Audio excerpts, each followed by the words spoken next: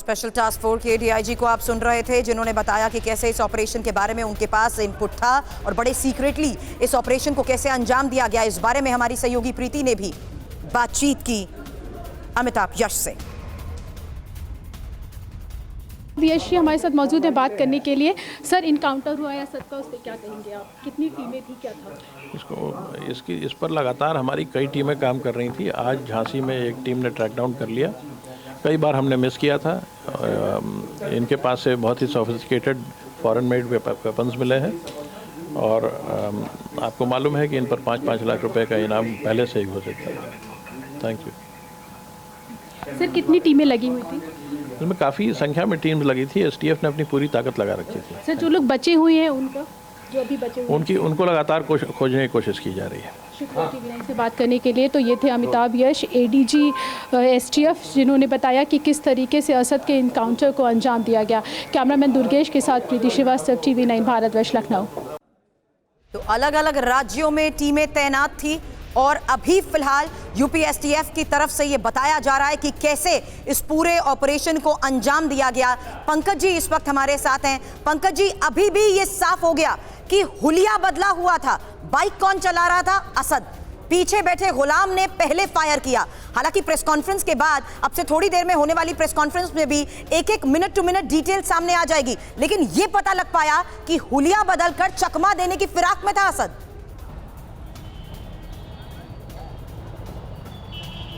देखिए, असद की अगर आप इस तस्वीर को देखिए, जो वाइट पायजामा कुर्ता पहना हुआ है, और पुरानी असद की तस्वीरें देखिए, तो पुरानी तस्वीरों में असद के जो बाल थे वो काफ़ी लंबे थे।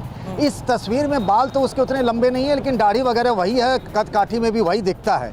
अभी हमें इंतज़ार करना चाहिए, क्योंकि देखिए होता क्या है कि जब भी कोई इस तरीके का इनकाउंटर होता है तो उसमें पहले पोस्टमार्टम होगा जिसका इनकाउंटर हुआ, मजिस्ट्रेट की जांच के आदेश दिए जाते हैं, क्योंकि कोर्ट में मामला सब जुडिस है। वहाँ पोस्टमार्टम रिपोर्ट से लेकर के इनकाउंटर कैसे हुआ, क्योंकि कल को इनकाउंटर पर अतीक का परिवार भी सवाल उठाएगा, उसके वकील भी इस तरह के सवाल उठाएंगे।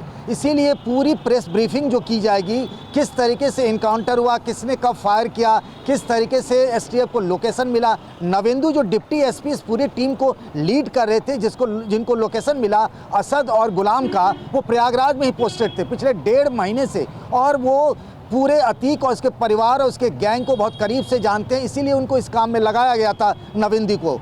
तो वो पूरी तैयार हो रहा है कि आखिर किस तरीके से बयान देना है, क्योंकि Prashant Kumar ADG law and order है, वो जो भी बोलेंगे उनकी बातों को कोर्ट में भी रखा जाएगा। क्योंकि पहले से अतीक अहमद इस बात की आशंका जता रहा था कि उसके परिवार का इनकाउंटर हो सकता है, उसके बेटे का इनकाउंटर हो सकता है। तो इसीलिए सारी बातें फूंक फूंक कर कदम रखी जाएंगी, किस तरीके से चीजों को, बयानों को पेश करना है। सही कह रहे हैं पंकज जी। इसीलिए मैंने थोड़ी देर पहले आपसे ये सवाल किया था।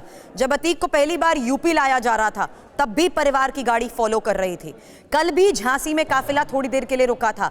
यानी ऐसी लोकेशंस पर परिवार, या कह लें कि अतीक की तरफ से ही अलग अलग टीम्स ने नजर बना के जरूर रखी थी, क्योंकि जिस बात का अंदेशा और डर वो पहले जता रहे थे, अब तो बार बार टीवी9 से बातचीत में भी अतीक ने यह दोहराया कि माफियागिरी तो पहले ही खत्म हो चुकी है, अब तो सिर्फ रगड़ाई की जा रही है। पंकज जी, मैं सवाल कर रही थी अतीक और उसके परिवार के उसी डर का, जो वो कोर्ट के सामने भी रख चुके हैं।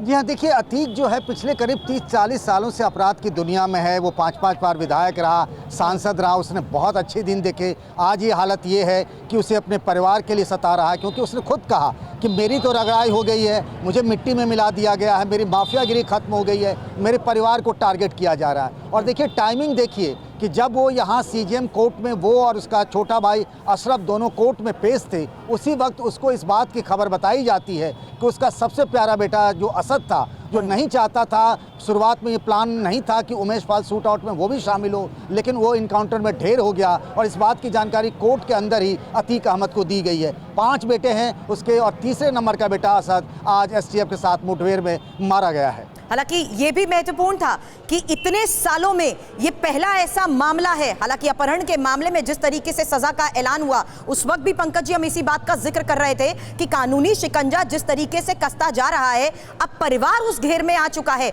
ये डर अतीक खुद जाहिर कर चुका है कई बार। अब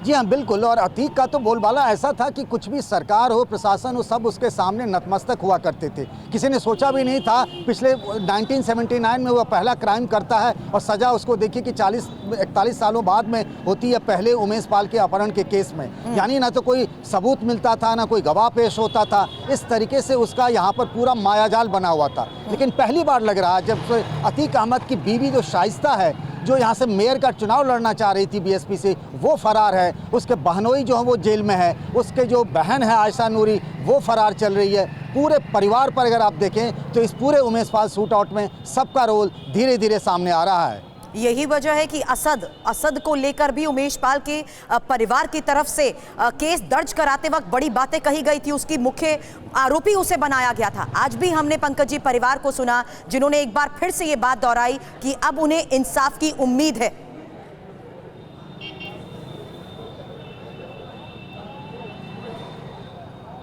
जी हाँ, बिल्कुल। और इसीलिए आज उन्होंने कहा भी इस बात की कि जिस तरीके से चीज़ें हो रही हैं, कानून की प्रक्रिया हो रही है, सरकार के कामकाज और सरकार की जो कार्रवाई है उसमें उनको संतोष लग रहा है, उनको उसमें भरोसा है। ये बहुत बड़ी बात है कि इंसाफ हो तो इंसाफ होते हुए दिखना भी चाहिए, और इस मामले में कुछ ऐसा ही सामने नज़र भी आ रहा है। हालांकि आज जिस तरीके से अतीक और अशरफ हथकड़ी में नजर आए थे, उस वक्त भी बड़ी खबर पंकज जी आपसे चर्चा की थी कि आखिर कैसे अब कानूनी शिकंजा तो कस रहा है, लेकिन इस माफियागिरी को खत्म करते हुए ये तस्वीरें बहुत बड़ी थी कि अब हथकड़ी में थे अशरफ और अतीक।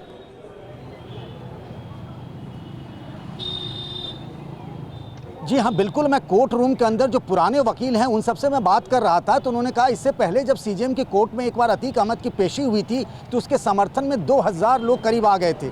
250-300 राइफलधारी लोग आ चुके थे, समर्थक उसके जिंदाबाद के नारे लगा रहे थे। लेकिन आज की तस्वीरें बिल्कुल अलग थी। आज वो तनहा था, उस आगे आगे अशरफ चल रहा था, पीछे पीछे अतीक, और हथकड़ी में अतीक था और अशरफ, दोनों ही भाई हथकड़ी में थे। ये प्रयागराज के लोगों के लिए पहली बार था इस तरह की तस्वीरें। हालांकि महत्वपूर्ण ये भी था कि खबर आई थी कि अशरफ खुद हथकड़ी उठाते हुए कोर्ट रूम में ये दिखा रहा था कि ऐसा क्यों किया जा रहा है उनके साथ।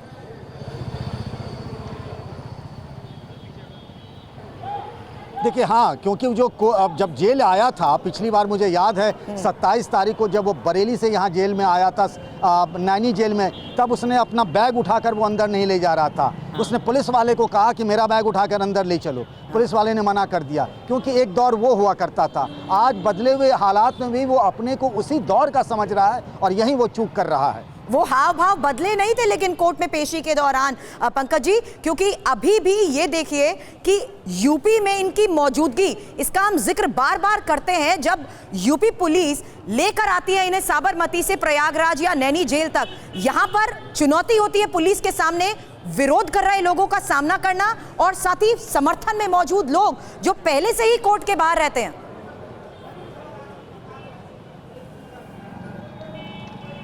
मैं आप एक चीज से समझिए, कल ईडी ने कई जगहों पर छापा मारा। हाँ। यूपी सरकार की तरफ से कहा गया था कि अतीक अहमद, उसके करीबी लोगों के 1430 करोड़ की संपत्ति या तो जब्त कर ली गई है, कुर्क कर ली गई है। उसके बाद भी अतीक अहमद के करबला वाले दफ्तर से 75 लाख कैश बरामद हो जाता है। कल जब उसके करीबियों की ईडी के छापे मारे गए तब भी 75 लाख रुपये मिले, 50 करोड़ के ट्रांजैक्शन मिले, यानी बेनामी संपत्तियां करोड़ों की है। सब कुछ हो जाने के बाद भी अतीक का आर्थिक साम्राज्य आज भी बहुत हद तक बना हुआ है। लेकिन बदलते वक्त की दौर की तस्वीरें हैं जब अतीक और अशरफ दोनों हथकड़ी में थे, और जिस वक्त कुछ साल पहले तक ये दौर नहीं हुआ करता था, वो आज भी इसको समझ नहीं पा रहे हैं कि वक्त बदल गया है, हालात बदल गए हैं। उस हिसाब से उन दोनों को भी बदलना ही पड़ेगा। तो सबसे बड़ी खबर आपको बता दें, अतीक के बेटे असद और शूटर गुलाम के एनकाउंटर को लेकर एक जानकारी आपको TV9 भारतवर्ष दे रहा है। यूपी के झांसी में असद और गुलाम के एनकाउंटर को लेकर आज की ये सबसे बड़ी खबर। उमेश पाल मर्डर केस में 5-5 लाख के इनामी असद और गुलाम के एनकाउंटर को लेकर ये बड़ी खबर, जहां एनकाउंटर में पहली गोली गुलाम ने चलाई थी। अतीक का बेटा असद बाइक से भागने लगा था। एनकाउंटर की ही एक तस्वीर आपको TV9 भारतवर्ष दिखा रहा है। यूपी STF ने झांसी में जिस जगह पर इस एनकाउंटर को अंजाम दिया उसकी एक जानकारी सामने आ रही है, और वो बाइक हमने अभी आपको दिखाई जिससे अतीक का बेटा असद भागने लगा था। और ये तस्वीरें जहां एनकाउंटर के बाद अब इन्हें अस्पताल ले जाया जा रहा है। हालांकि अब दो तस्वीरें आपके सामने, झांसी में जिस जगह पर एनकाउंटर हुआ उसी जगह की ये तस्वीर, क्योंकि अब एनकाउंटर में ढेर कर दिया गया उमेश पाल हत्याकांड का मुख्य आरोपी असद, अतीक का बेटा असद, जिसको अभी तक यूपी एसटीएफ ट्रैक कर रही थी। आज उसे एनकाउंटर में ढेर कर दिया गया। असद के साथ मौजूद था गुलाम, वो गुलाम जो उमेश पाल हत्याकांड में सीसीटीवी में साफ नजर आया कि कैसे बम निकालकर इस हत्याकांड को अंजाम दे रहा था। आज यूपी एसटीएफ के इस एनकाउंटर में असद के साथ साथ गुलाम को भी ढेर कर दिया गया और झांसी में जिस जगह पर एनकाउंटर हुआ वहीं से इन दोनों के शवों को अब अस्पताल ले जाया गया है। हालांकि पूरी कानूनी प्रक्रिया के तहत आगे इस पूरे मामले की जानकारी सामने रखी जाएगी, लेकिन उस साइट की तस्वीर, उस एनकाउंटर स्पॉट की एक तस्वीर TV9 भारतवर्ष आपको दिखा रहा है, जहां अब असद और उसके परिवार पर न सिर्फ कानूनी शिकंजा कसा गया है बल्कि अब मिट्टी में मिला दिया गया है। एनकाउंटर को लेकर एक जानकारी अब हम आपको बताएंगे कि कैसे झांसी में मारा गया अतीक का बेटा असद। शूटर गुलाम भी एनकाउंटर में ढेर हुआ है। झांसी से भागने की फिराक में था असद, जहां बताया जा रहा है 12 पुलिस कर्मियों की टीम का ये एक्शन था कि आज इस एनकाउंटर में अतीक के बेटे असद को ढेर कर दिया गया। लगातार आ रही तस्वीरें तो आपके सामने हैं, लेकिन ये दो तस्वीरें आप देखिए, क्योंकि पहली तस्वीर होगी 23 तारीख की, 23 फरवरी की, वो तारीख जब उमेश पाल को मौत के घाट उतारा गया। और ये देखिए, ये शख्स है असद, अतीक का बेटा असद, जो उमेश पाल हत्याकांड का मुख्य आरोपी है, जो बेखौफ होते हुए इस एनकाउंटर को अंजाम दे रहा है। हाथ में असद के रिवॉल्वर थी, लगातार वो फायर करता रहा। गेट पर हुई झड़प की ये तस्वीरें सामने आई, जहां लगातार वो फायर करते हुए इस हत्याकांड को अंजाम देता है। लेकिन दूसरी तस्वीर असद के एनकाउंटर की, जहां फायर करते हुए यूपी एसटीएफ ने उसे ढेर कर दिया। हालांकि अभी तक इस ऑपरेशन के बारे में ये जानकारी मिल पाई है कि झांसी में असद और गुलाम के होने के बारे में जानकारी थी और यहां 20 मिनट तक आमने सामने फायर होता रहा। अब असद के एनकाउंटर को लेकर एक जानकारी तो सामने आ रही है, लेकिन असद के परिवार, असद के एनकाउंटर पर उमेश पाल के परिवार की तरफ से क्या कहा गया है। उमेश की पत्नी ने कहा, आज हमें न्याय मिल गया है। उमेश की पत्नी की तरफ से ये भरोसा जताया गया कि इंसाफ की उन्हें उम्मीद है। अब उनकी मां की तरफ से कहा गया है कि अब आत्मा को संतुष्टि मिल गई है।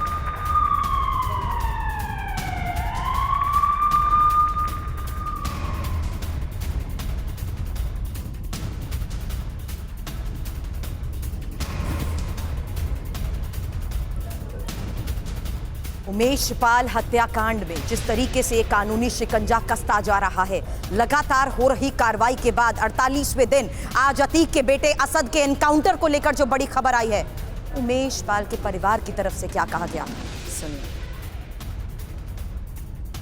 पहले तो मैं माननीय मुख्यमंत्री जी को धन्यवाद देती हूँ, जो उन्होंने आज इतना बड़ा फैसला को अंजाम दिया।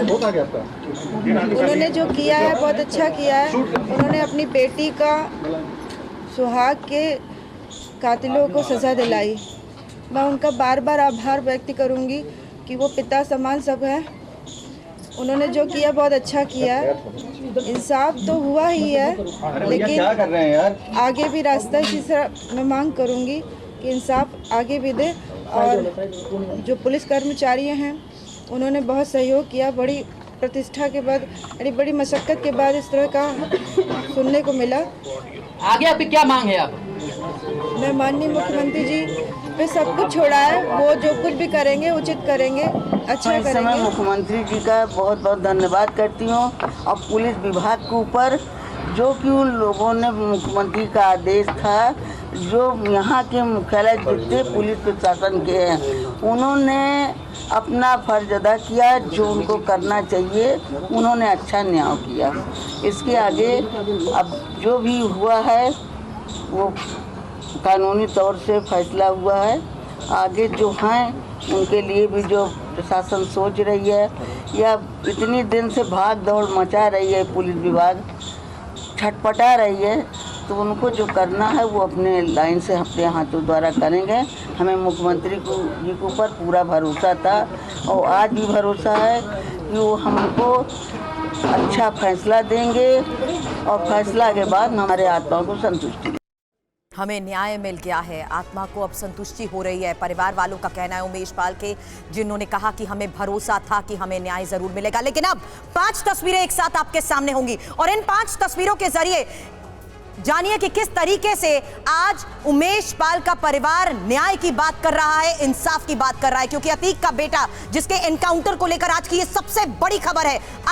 असद जो भागने की फिराक में था गुलाम के साथ, वो गुलाम और असद जिसके बारे में यूपी एसटीएफ को एक जानकारी थी। झांसी, इनकी लोकेशन के बारे में यूपी एसटीएफ को इनपुट था और यही वजह है कि 12 ऑफिसर्स की एक टीम इनको ट्रैक कर रही थी, जिन्होंने आज इस एनकाउंटर को अंजाम दिया है। अब शूटर गुलाम को लेकर सबसे बड़ी बात, ये तस्वीर आपके सामने उस एनकाउंटर की जहां उमेश पाल को मौत के घाट उतारा गया था और अब वही गुलाम जो उस वक्त बैग से बम बरसाता नजर आया, वो आज असद के साथ बाइक पर सवार था। अब असद और अतीक को एनकाउंटर में ढेर कर दिया गया, लेकिन गुड्डू मुस्लिम के बारे में भी अब यूपी एसटीएफ की तरफ से बड़ा बयान आया है। अभी हमें गुड्डू मुस्लिम की लोकेशन नहीं मिली है। बमबाज गुड्डू मुस्लिम को लेकर भी लगातार जगह जगह छापेमारी हो रही है, तलाश जारी है, लेकिन उसे ट्रैक करते हुए अब फिलहाल बड़ी जानकारी मिल पा रही है, क्योंकि बड़े सीक्रेटली अब यूपी एसटीएफ अलग अलग जगहों पर ऑपरेशंस को अंजाम दे रही है। पंकज हमारे सहयोगी हमें बता रहे हैं कि कैसे अतीक और उसके परिवार पर न सिर्फ कानूनी शिकंजा कस चुका है, बल्कि अब मिट्टी में मिलाया जा रहा है और यही वजह है अब गुड्डू मुस्लिम को लेकर बार बार बड़ी खबरें आ रही है। और आपने बहुत सही कहा था पंकज जी, सीक्रेटली जिस तरीके से इस पूरे ऑपरेशन को अंजाम दिया जा रहा है, उनकी लोकेशंस को डिस्क्लोज करना तो सही नहीं होगा, क्योंकि हर जगह पुलिस के ऊपर इनके समर्थकों की भी नजर है और जो इनका पूरा नेक्सस है इस पूरे लोकल एरिया में, वो भी उनको बकायदा सहयोग दे रहा है।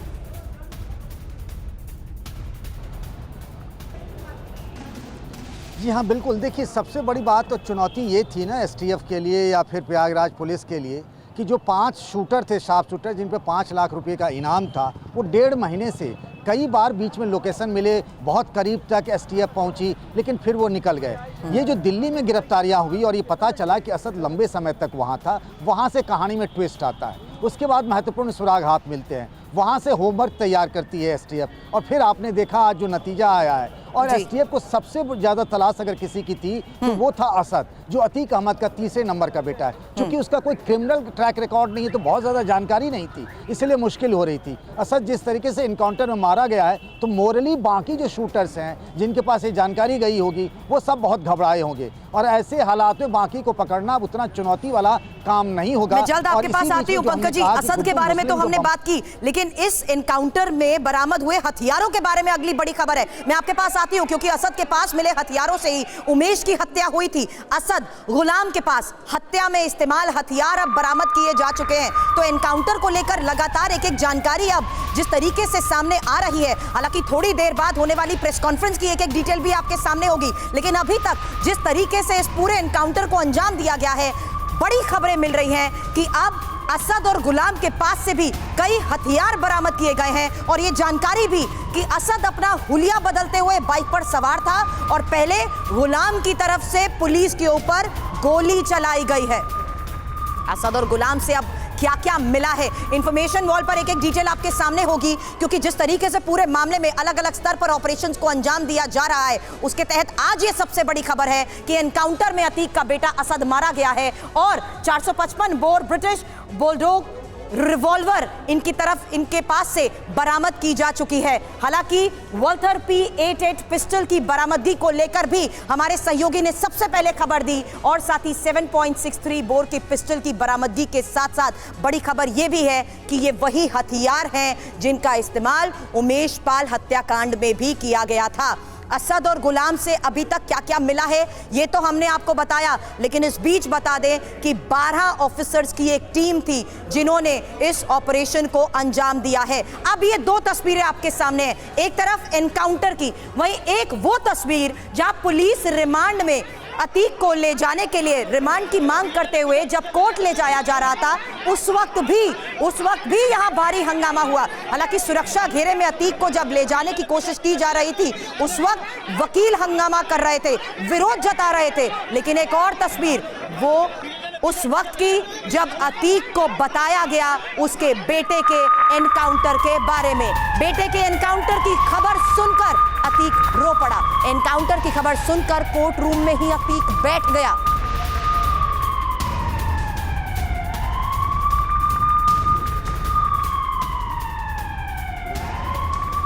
यूपी पुलिस की अब प्रेस कॉन्फ्रेंस शुरू हो चुकी है, आइए सुनते हैं।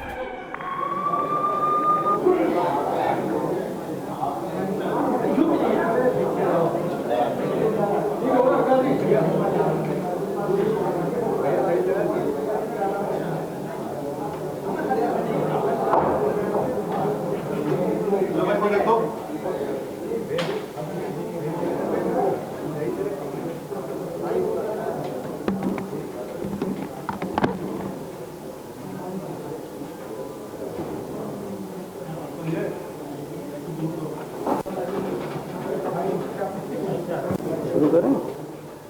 लोग आ गए सभी?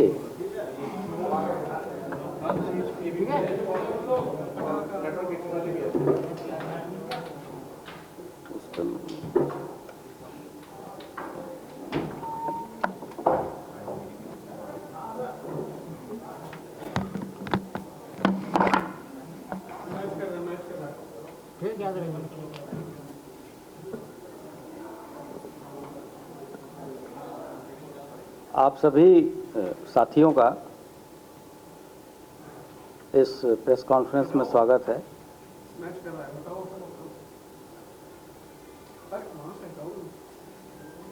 सरकार की अपराध और अपराधियों तथा माफियाओं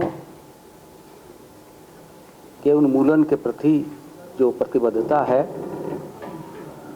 इससे आप सभी अवगत हैं। सरकार शुरू से ही जीरो टॉलरेंस की नीति ऐसे माफियाओं और दुर्दांत अपराधियों के प्रति एक विशेष अभियान छेड़ रखा है, जिसके बहुत ही सार्थक परिणाम आए हैं, जिससे आप सभी अवगत हैं।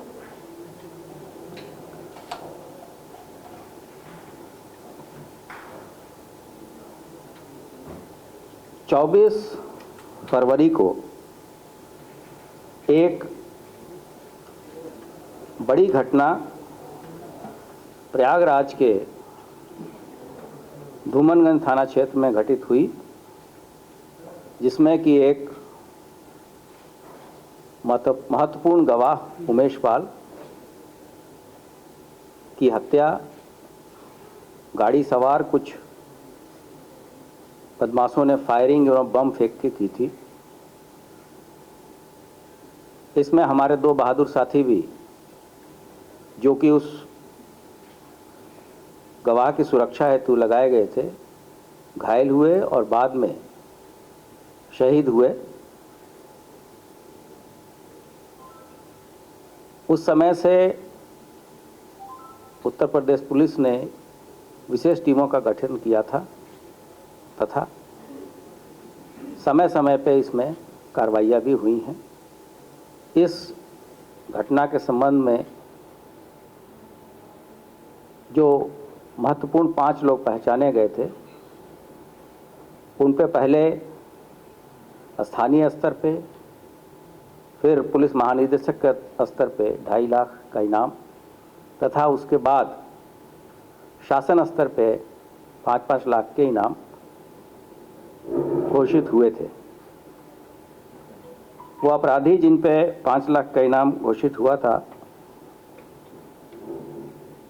उसमें अरमान, असद, गुड्डू और साबिर शामिल थे।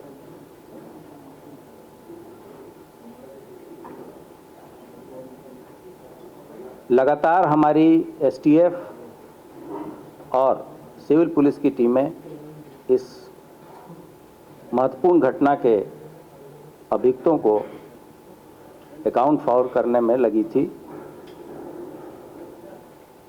जैसा कि आप सभी अवगत हैं कि इस घटना के संबंध में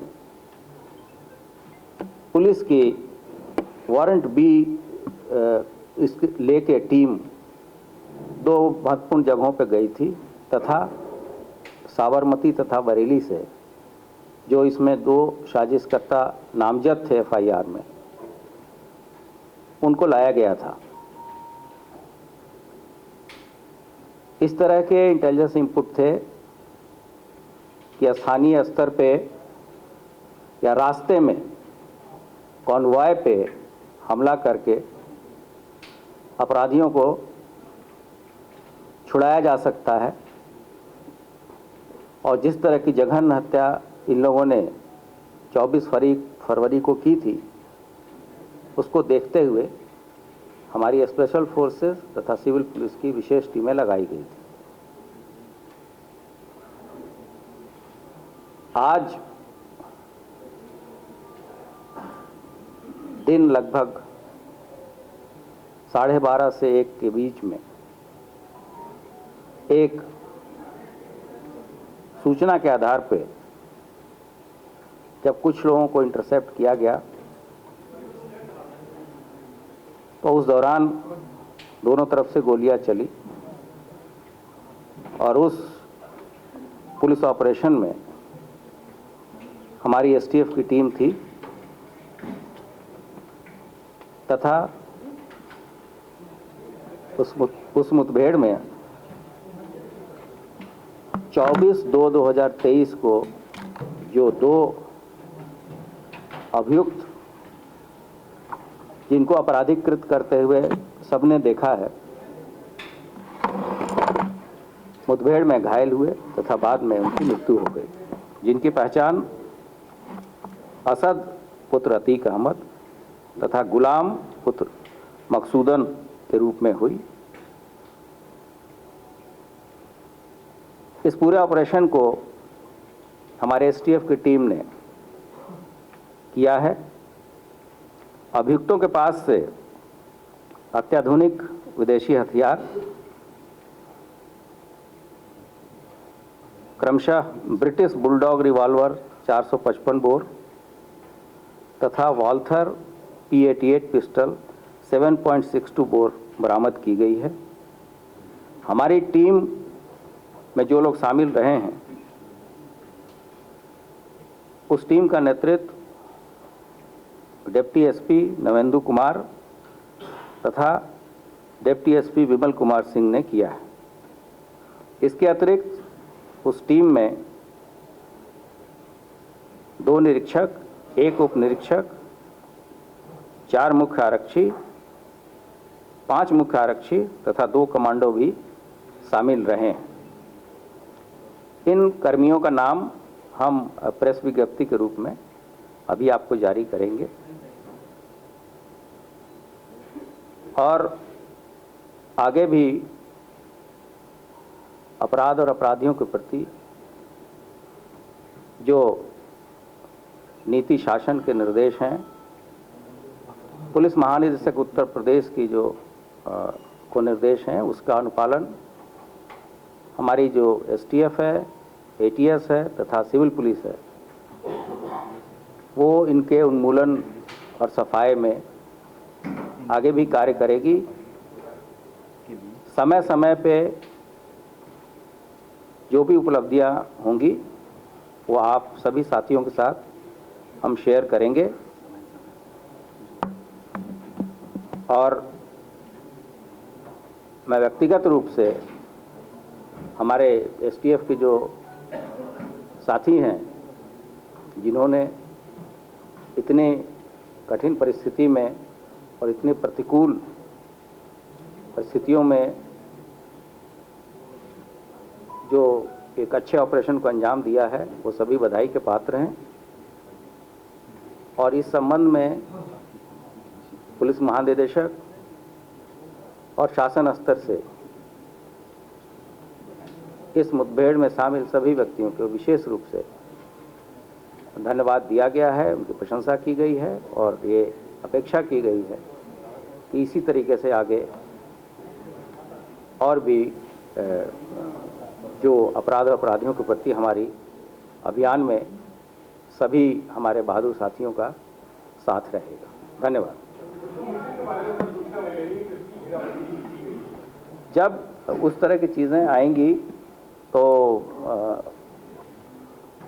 अभी से चीज़ें पहले से लोग इसको प्रसारित करते रहते हैं। मुझे नहीं लगता कि इसमें अभी कोई सत्यता है, लेकिन अगले क्षण अगर कुछ चीज़ें हो जाएंगी तो हम आपको अवगत कराएंगे। और मैंने आपको उनके सभी मंसूबे बता दिए हैं। जो चीज़ें प्रेस के साथ शेयर करने लायक हैं, अन्य चीज़ें अभी ये घटना लगभग 12:45 बजे की है, तो चीज़ें धीरे धीरे, और हमारी टीम मौके पे है। स्थानीय पुलिस भी आगे की जो कार्रवाई है इस संबंध में, जो PUCL के गाइडलाइंस हैं मुठभेड़ के संबंध में, उसका हम लोग अनुपालन कर रहे हैं। और जो भी डेवलपमेंट होगा वो मैं पुलिस की जो अपनी ग्रुप है उसमें हम डालेंगे, और आवश्यक होगा तो आपको बुला के भी अवगत करा गए। इस प्रकार से लगभग अब तक पुलिस मुठभेड़ों में 183 बदमाश मारे जा चुके हैं तथा इस दौरान हमारे 13 पुलिसकर्मी भी शहीद हुए हैं। धन्यवाद। आपने कहा था कि वो अतीक को छुड़ाने की कोशिश कर रहे थे, क्या अशरफ को छुड़ाने की भी बात सामने आई कि उसके लिए कोई टैग लगा था? मैंने ये नहीं कहा। मैंने कहा कि ऐसी सूचना थी कि इनके ऊपर, इनके कॉन्वॉय पे अटैक करके इनको छुड़ाने का प्रयास किया जा सकता है। तो उन संभावनाओं को देखते हुए हम लोगों ने सभी तरह की प्रिकॉशंस और लिए थे। और क्योंकि जब कोई मूवमेंट इस तरह के अपराधियों का होता है तो पुलिस इस मामले में बहुत ही सजगता बरतती है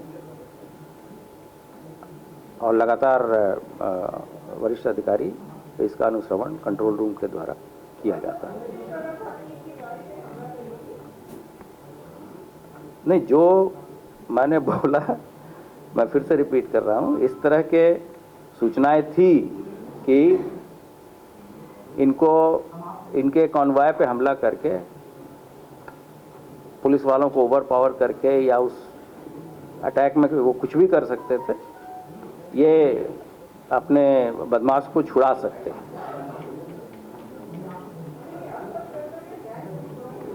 जी नहीं, ये चीज़ें तो अभी विवेचना चल रही है और उनके लिए पुलिस कस्टडी रिमांड का प्रयास किया जा रहा है। और जब हम पुलिस कस्टडी रिमांड लेंगे और हमारे पास जो सूचनाएं हैं उसको देखते हुए हम इस चीज़ों को पूरा, जब अभी हमारी विवेचना कंक्लूड नहीं हुई है और गुलाम का लगभग 8 आपराधिक इतिहास है, ये भी हम आपके साथ शेयर कर लेंगे। और इसके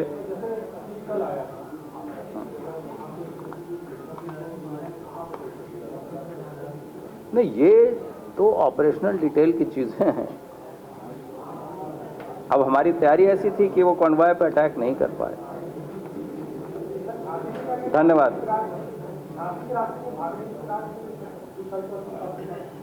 नहीं, वहाँ जहाँ पर मुठभेड़ की सूचना है, मैंने आपको बताया कि ये थाना क्षेत्र बड़ा गांव में परीक्षा बांध है, वहाँ पर ये मुठभेड़ हुई।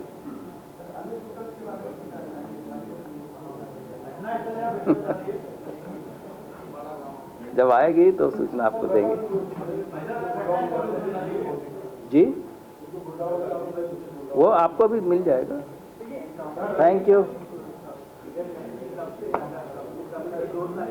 2017 से है, जो मैंने अपने नंबर बताया। तो हाँ, हम आपको दे देंगे।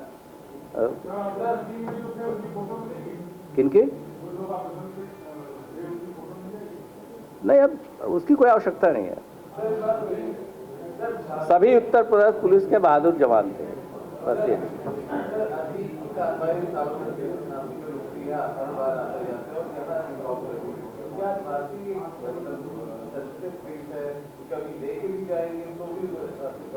नहीं, ये तो रूट है, वो रुकने के बहुत सारे कारण होते हैं। किसी कारण से रुक सकते हैं, किसी नेचर कॉल के कारण रुक सकते हैं, हो सकता है कि किसी को कुछ खाना हो, किसी को कोई और कार्रवाई करनी। झांसी एक बड़ी जगह है, वहाँ पे उस तरह की सुविधा है।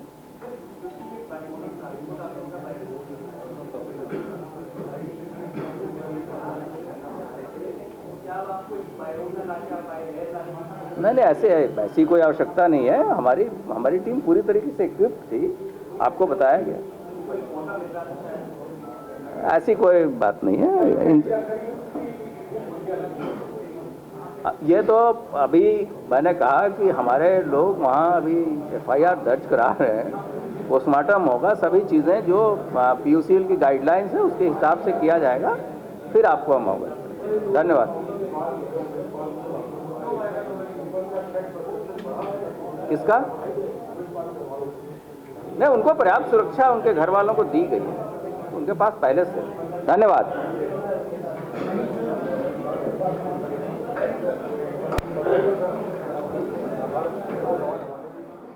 यूपी पुलिस की प्रेस कॉन्फ्रेंस एनकाउंटर के बाद अतीक को लाने वाली गाड़ी को लेकर सुरक्षा व्यवस्था बढ़ाई गई थी। असद और गुलाम दोनों पुलिस टीम पर हमला करने वाले थे और इस बात को ध्यान में रखते हुए बंदोबस्त किए गए थे। ऐसी रिपोर्ट थी कि अतीक को छुड़ाया जा सकता है, यानी अतीक को जब लाया जा रहा था तब इस तरह की जानकारी मिल रही थी कि छुड़ाया जा सकता है। अतीक के बेटे असद और गुलाम का, उसके शूटर गुलाम का आज एनकाउंटर हुआ। उसके बारे में जानकारी दी गई कि 12:30 बजे के करीब ये जानकारी मिली कि यहाँ पर मौजूद हैं। वहाँ पहुँचा, उसके बाद पहले उनकी तरफ से गोली चलाई गई। असद और गुलाम दोनों बाइक पर सवार थे। 12:30 से 1 के बीच में ये एनकाउंटर हुआ है। 24 फरवरी जैसा हमला करने की तैयारी में था असद। ये बड़ी बात है, असद और गुलाम 24 फरवरी जैसा एक बार फिर हमला कर सकते थे। ये भी कहा यूपी पुलिस ने, प्रशांत कुमार ने, कि हमारी तैयारी ऐसी थी कि वो पहले कोई हमला ना करें, यानी वो जिस साजिश को अंजाम देने वाले थे उस साजिश को वो अंजाम ना दे पाए, इसकी पूरी तैयारी थी यूपी पुलिस की। और इस तरह की बड़ी जानकारी थी कि अतीक को जब लाया जा रहा था उस वक्त कोई बड़ी हमला कर सकते थे या कोई बड़ी वारदात कर सकते थे, उसे छुड़ाने की कोशिश की जा सकती थी। ये पुख्ता जानकारी यूपी पुलिस के पास थी। तो एडीजी कानून व्यवस्था प्रशांत कुमार ने मीडिया से मुखातिब होते हुए उस पूरे एनकाउंटर के बारे में एक जानकारी साझा की है और बताया कि किस तरीके से उनके पास इनपुट था असद की लोकेशन को लेकर। असद और गुलाम एक साथ हैं, इस बारे में जानकारी थी और यही वजह है कि 12 ऑफिसर्स की एक टीम झांसी की उस लोकेशन पर पहुंची जिसके बारे में ये इनपुट मिला। हालांकि ये भी बताया कि असद और गुलाम दोनों ने पुलिस के ऊपर फायर किया और जवाबी फायर में उसे ढेर कर दिया गया है। और महत्वपूर्ण यह है कि अब प्रशांत कुमार की तरफ से यह अंदेशा जताया गया कि इनकी कोशिश थी कि किसी तरीके से अतीक के काफिले पर, जिस सुरक्षा घेरे में पुलिस लगातार यूपी प्रयागराज ला रही थी अतीक को, उसी पर हमला करें। और इस बारे में इनपुट कई दिनों से था और यही वजह है कि यूपी STF, यूपी पुलिस की तरफ से अलग अलग राज्यों में पुलिस की टीमें तैनात थी। लगातार इनकी लोकेशंस को ट्रैक और ट्रेस किया जा रहा था और अब गुल असद के बारे में आज 12 बजे के नज़दीक एक इनपुट मिला और पुलिस ने इस एनकाउंटर को जिस तरीके से अंजाम दिया है उसके मुताबिक ये बताया जा रहा है कि इन्होंने, असद और गुलाम ने पुलिस के ऊपर पहले फायर किया। इस तरह के सूचनाएं थी कि इनके कॉन्वॉय पे हमला करके, पुलिस वालों को ओवर पावर करके या उस अटैक में वो कुछ भी कर सकते थे, ये अपने बदमाश को छुड़ा सकते हैं। तो देखिए किस तरह से बड़ी जानकारी इस प्रेस कॉन्फ्रेंस के दौरान ADG law and order Uttar Pradesh Prashant Kumar ने दी। उन्होंने बताया कि तब जबकि अतीक को साबरमती से लाया जा रहा था उस वक्त एक बड़ी साजिश को अंजाम दे सकते थे, ऐसी जानकारी मिली थी। यानी अतीक को छुड़ाने की कोशिश हो सकती थी। आपने देखा लगातार TV9 भारतवर्ष के संवाददाता भी उस काफिले के साथ मौजूद थे जिसमें अतीक को लाया जा रहा था। अब ये जानकारी है कि वहां भी कोशिश की जा सकती थी। जहां ये एनकाउंटर हुआ है वहां की तस्वीरें हम आपको दिखा रहे हैं, लेकिन वहां पर मौजूद था TV9 भारतवर्ष। वहां से TV9 भारतवर्ष की स्पेशल रिपोर्ट देखिए। इस वक्त हम ऑन ग्राउंड पर खड़े हैं जहां अतीक के बेटे और उसके शूटर का एनकाउंटर हुआ है। दोनों पर 5-5 लाख रुपए के इनाम थे। देख सकते हैं जो पुलिस प्रशासन की यहां पर भीड़ है। एनकाउंटर वाली जगह पर आपको ले चलते हैं किस प्रकार से जो यहां पर एनकाउंटर हुआ है। आप हटिए जरा, दिखाने का हम प्रयास करते हैं कि ये वही जगह है जो क्राइम सीन फिल्माया जा रहा है। यहाँ पर जो सभी जो पुलिसकर्मी हैं यहाँ पर एनकाउंटर हुआ। एक बाइक भी यहाँ पर मिली है। बताया जा रहा है कि अतीक के बेटे सहित 2 लोग ढेर हुए हैं जिन पर 5-5 लाख का इनाम घोषित था। और आपको एक क्राइम सीन पर पूरी देखिए पुलिस प्रशासन की हलचल है। यहाँ पर हम बार-बार को आपको एक्सक्लूसिव तस्वीरें दिखा रहे हैं कि जिस जगह एनकाउंटर हुआ है अतीक का बेटा अशरफ और उसका शूटर गुलाम की यहाँ पर जो पुलिस का एनकाउंटर हुआ है। काफ़ी देर तक बताया जा रहा है यहाँ पर गोली चली है। यहाँ वो भागने की फिराक में था। मध्य प्रदेश का ये इलाका लगता है झांसी का पारीछा थर्मल पावर प्लांट का ये पूरा इलाका है। इसमें आपको हम एक्सक्लूसिव तस्वीरें दिखा रहे हैं। देखिए किस तरह से जहाँ पर जो एनकाउंटर हुआ है पुलिस के जो कर्मचारी अधिकारी हैं वो क्राइम सीन फिल्मा रहे हैं। यहाँ पर उस जगह पर जांच कर रहे हैं, जांच चल रही है। इसी खाई में एक बाइक भी मिली है, उस पर उसका एनकाउंटर हुआ है। और आपको हम बता दें कि यहाँ पर उसके ऊपर 5-5 लाख रुपए का यूपी में इनाम घोषित कर दिया है। ये MP से लगा हुआ नस्तीगा है। जैसे ही पुलिस को जानकारी हुई, STF को जानकारी हुई तो STF यहाँ पहुंची जहाँ उसका एनकाउंटर कर दिया है। पुष्पेंद्र यादव, TV9 भारतवर्ष, झांसी। तो एनकाउंटर को लेकर एक जानकारी, हालांकि जिस तरीके से सुमेरा सामने आ रही है इस बात का अंदेशा था और वही बात आज पुलिस की तरफ से भी सामने रख दी गई है कि अतीक और गुलाम उनका मकसद था पुलिस की टीम के ऊपर हमला करना, क्योंकि जगह जगह जिस तरीके से सुरक्षा घेरे के तहत अतीक को उत्तर प्रदेश वापस लाया गया, ये एक बड़ी चुनौती है। जी, और ये बड़ी जानकारी इस प्रेस कॉन्फ्रेंस से निकलकर सामने आई है कि ये कोशिश की जा सकती थी, ये साजिश थी कि अतीक को छुड़ाया जाए, ऐसी जानकारी थी और यूपी पुलिस ने पूरी तैयारी की थी। लेकिन केशव प्रसाद मौर्य ने क्या कहा इस एनकाउंटर के बाद, आइए वो भी आपको सुनवाते हैं। बहुत बहुत बधाई देता हूं उत्तर प्रदेश सरकार की ओर से, उत्तर प्रदेश की 25 करोड़ जनता की ओर से। और इतने बड़े अपराध को अंजाम देने वालों का हश्र तो होना ही था ऐसा, लेकिन हम सबको प्रतीक्षा थी कि वो फांसी के फंदे पे लटकते पैरवी के आधार पर। लेकिन जब उन लोगों ने पुलिस पर गोली चलाई है तो पुलिस को जवाबी कार्रवाई करनी पड़ी, जिसमें यह खूंखार अपराधी ढेर हो गए हैं। और मैं फिर से एक बार पुलिस की टीम को बधाई देता हूं। बाकी बचे अपराधी पाताल के अंदर भी घुस गए होंगे तो उनको भी खोज निकालेगी उत्तर प्रदेश की पुलिस, यह भरोसा रखें। और उस बीच इस वक्त की एक और बड़ी खबर, जहां अखिलेश यादव ने एनकाउंटर को झूठा बताया है। अखिलेश यादव ने कहा एनकाउंटर की जांच होनी चाहिए, दोषियों पर कड़ी कार्रवाई की जाए। ध्यान भटकाने के लिए एनकाउंटर किया गया है।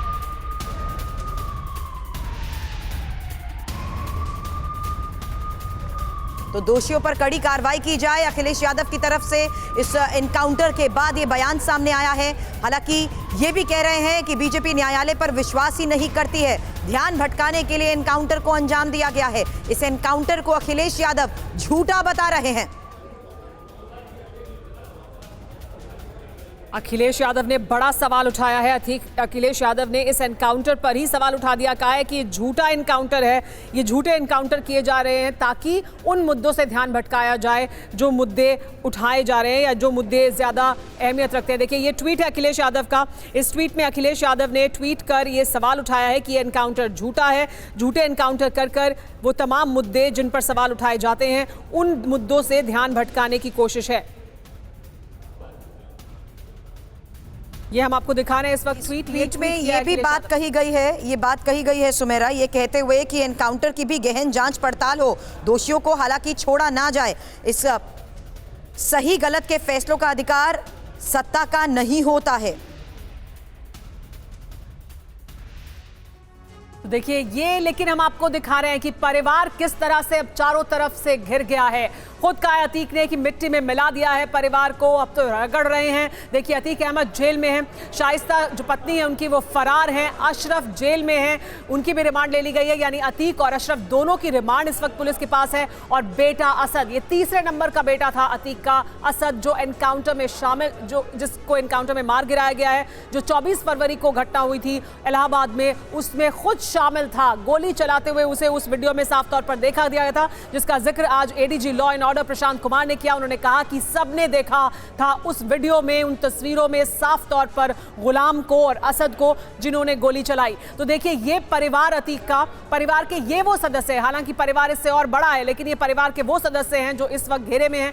ये तस्वीरें भी हम आपको दिखा रहे हैं जो बता रही हैं कि क्या कुछ घटनाक्रम हुआ है आज दरअसल 12:30 से 1 के बीच में जानकारी मिली, इंटरसेप्ट किया गया असद को जो अतीक का बेटा था तीसरे नंबर का, और गुलाम को उनका शूटर।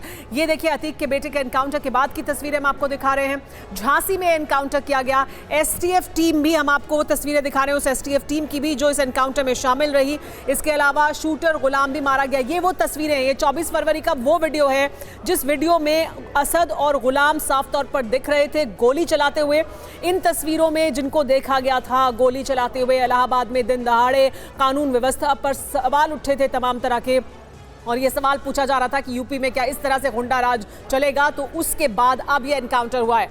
एक और तस्वीर मैं सुमेरा आपको रोक रही हूँ, ये है अतीक की कोर्ट में पेशी के दौरान की तस्वीर।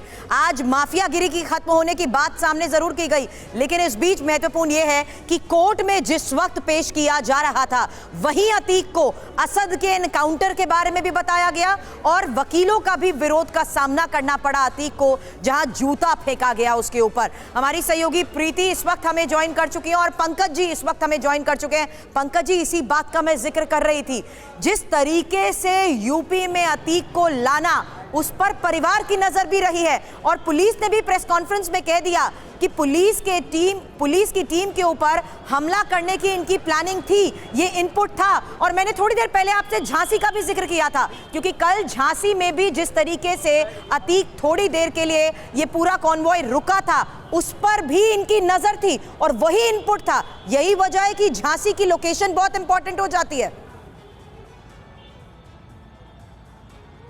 आप सोचिए कि कितना बड़ा ड्रेडेड था जिस असद का, अतीक के तीसरे नंबर के बेटे असद का कोई क्रिमिनल रिकॉर्ड नहीं था उमेश पाल के शूट आउट से पहले। और अभी जो ADG law and order Prashant Kumar ने कहा है, अगर उनकी माने तो कितना डेंजरस था ये, और कितनी बड़ी मिशन पर थे ये दोनों, यानी असद और साथ में उसके साथ जो था गुलाम जो शार्प शूटर था अतीक गैंग का। इन दोनों ने पूरी तैयारी हथियार के साथ, इनके पास जिस तरह का ऑटोमेटिक विदेशी हथियार था जिससे इन्होंने उमेश पाल को मारा था, जो मैं आपको बता रहा हूं कि बुलडॉग जो था, और दूसरे के पास एक दूसरा हथियार था, आपको जो कहूं दूसरा जो था यहाँ पे गुलाम। इन दोनों ने तैयारी कर रखी थी कि जब साबरमती जेल से अतीक अहमद को पेशी पर लाया जा रहा है तो झांसी में उनको हम छुड़ा लें, पुलिस के कब्जे से, जुडिशियल कस्टडी से उनको हम छुड़ा लें। इस तरीके की तैयारी इन दोनों ने कर रखी थी। झांसी में ये दोनों थे, तब सोच सकते हैं कि आखिर उनके हौसले कितने बुलंद रहे होंगे। उमेश पाल के शूट आउट के बाद एक बहुत बड़ी कामयाबी, अगर अतीक अहमद के काफिले पर अगर उसको छुड़ाने की कोशिश की जाती तो फिर यूपी पुलिस के इकबाल पर किस तरह के सवाल आज उठ रहे होते, इसको गौर करने वाली बात होगी। एक बहुत बड़ी जानकारी अब से थोड़ी देर पहले प्रशांत कुमार ने दी है कि किस तरीके से इन लोगों ने ये पूरी साजिश रची थी, पूरा प्लान किया था उमेश पाल के शूट आउट के बाद अपने पिता अतीक को छुड़ाने के लिए। जी पंकज, और उस प्रेस कॉन्फ्रेंस के बारे में और जानकारी लेने के लिए आइए प्रीति का रुख कर लेते हैं। प्रीति हमारे साथ मौजूद हैं। प्रीति, प्रेस कॉन्फ्रेंस में बड़ी जानकारी दी है ADG law and order Prashant Kumar ने, जब उन्होंने ये बताया कि कैसे इस बड़ी साजिश को अंजाम देना चाहता था असद और गुलाम। झांसी में ही आज एनकाउंटर हुआ है और झांसी में ही कल काफिला रुका था कुछ समय के लिए, सुबह 9:30 बजे के आसपास अतीक को जब लाया जा रहा था साबरमती जेल से। यानी इस हद तक की प्लानिंग थी। तो क्या फिर उस प्लानिंग में अतीक भी शामिल था, या अतीक के और भी जो लोग हैं वो इस प्लानिंग में शामिल थे? क्या कुछ और जानकारी इसके बारे में आगे अब मिल सकती है? देखिए, मैं आपको बता दूं कि लॉ एंड ऑर्डर ने अभी कुछ देर पहले ही प्रशांत कुमार ने प्रेस कॉन्फ्रेंस की और उस प्रेस कॉन्फ्रेंस में बहुत ही महत्वपूर्ण बात बताई। जो सबसे इम्पॉर्टेंट बात थी वो ये कि जब झांसी से अतीक अहमद का जब काफिला यूपी प्रयागराज लाया जा रहा था, तब अतीक अहमद को छुड़ाने को लेकर पूरी प्लानिंग की गई थी और ये पूरी जो प्लानिंग थी वो असद के द्वारा की गई थी और इसका जो इनपुट था वो STF को था और पुलिस को था और उसी के तहत ये पूरा जो ऑपरेशन है, जो जिस ऑपरेशन को काफ़ी खुफिया रखा गया और जिस ऑपरेशन के तहत असद को आज प्रीति, और ये बड़ी जानकारी है, ये बहुत अहम जानकारी है। इस तरह के हौसले, इस तरह की हिम्मत, इन तमाम घटनाक्रम के बावजूद 24 फरवरी की जो तस्वीरें थी वो भी अपने आप में बड़े सवाल खड़े करती थी और अगर ये बड़ी साजिश जिसके बारे में जानकारी मिल रही है इसे अंजाम देना चाहते थे तो और भी बड़े सवाल। फिलहाल रुक रहे हैं कुछ देर के लिए, आप बने रहें लेकिन TV9 भारतवर्ष के साथ।